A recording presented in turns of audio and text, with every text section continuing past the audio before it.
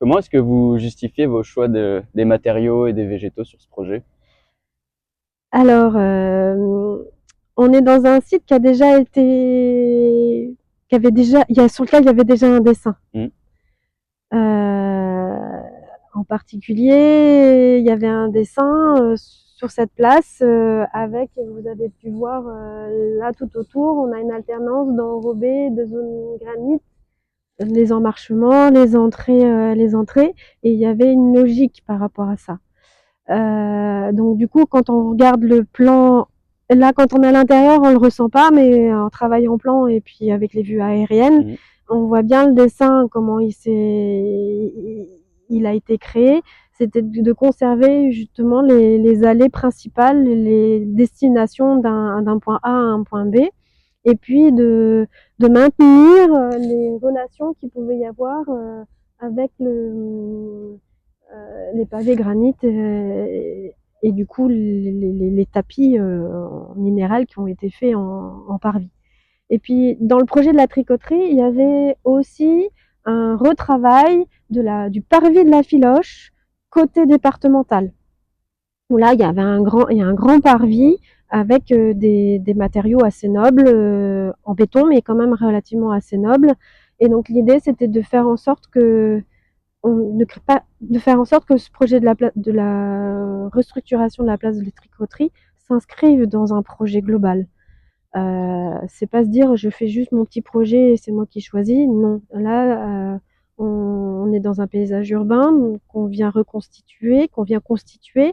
Et l'idée, c'est que cet espace-là, on sente qu'il fait partie de l'ensemble, de la conception de Mmh. l'ensemble. Et comme je vous disais dans l'introduction, j'ai travaillé sur ce dossier-là au tout début de la conception. Et puis, quand j'étais salariée dans l'agence d'architecture et d'urbanisme qui a travaillé sur le dossier.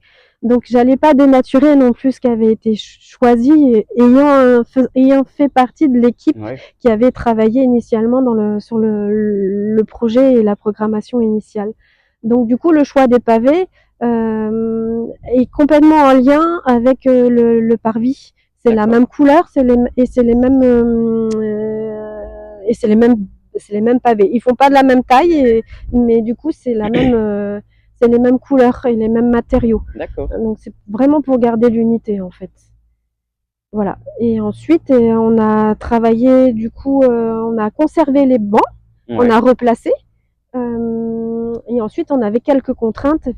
C'était les paves qui étaient déjà existants et en termes de génie civil c'est un peu compliqué. Il fallait aussi faire en sorte que ça soit maintenu et autres. Donc il y a eu tout un travail aussi de restructuration, enfin, pour faire en sorte qu'on ne vienne pas démanteler tout ça.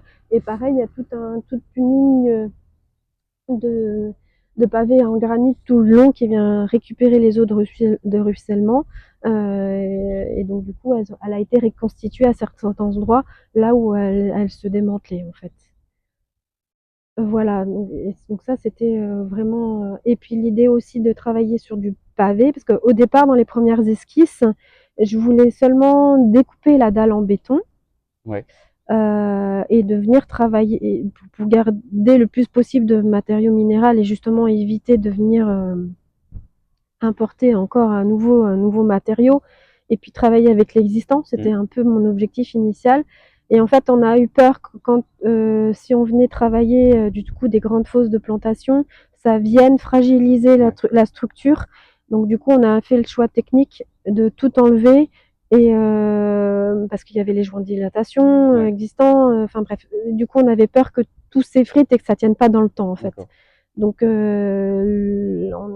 dès la phase pro, on a décidé d'enlever toute la dalle béton qui est existante et de reconstituer les allées en fonction vraiment des besoins, sans se poser la question de savoir si on est sur les joints de dilatation ou pas. Du coup, on a travaillé sur des pavés béton type City Truck posés sur sable, ce qui fait que du coup, on est aussi sur des zones qui sont moins imperméables, pardon, Drainage. et du coup qui restent drainantes. Ouais.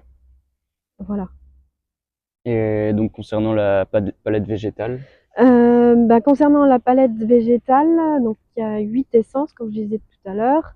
L'objectif, c'était d'avoir des végétaux variés en termes d'essence, des grands arbres, parce que là, on pouvait se le permettre, sauf le long de la rue et de la départementale, où là, on va retrouver des arbres plus petits. Mmh. Donc ça, c'était des arbres qui tiennent à la sécheresse, qui tiennent effectivement au réchauffement climatique qui nous attend. Et puis des arbres qui sont plutôt sains aussi, en manière générale, qui n'ont pas tendance à avoir qui sont fragilisés aujourd'hui, donc pas de bouleau, pas de frêne, Mmh. parce qu'ils sont assez fragiles, et limiter aussi les plantes allergènes. D'accord. Même si, voilà, sur la liste officielle, en tout cas, des plantes allergènes. Donc, d'où la diversité aussi, c'est-à-dire que les tilleuls sont pas dans la fameuse liste officielle des plantes dites allergènes. Mais malgré tout, il y a certaines personnes qui y sont sensibles. Mais le fait d'avoir 8 ou 9 essences différentes permet aussi d'atténuer ce genre de choses. Et puis, je recite le tilleul, mais on aura aussi les érables. L'idée, c'était aussi d'avoir des plantes qui attirent certains insectes pour le nectar. Oui. Voilà. Donc pas de conifères pour garder la luminosité hivernale, parce qu'on est quand même sur un espace ceinturé de bâtiments et avec des ombres portées importantes. Donc du coup des végétaux caducs. Et puis voilà. D'accord, merci.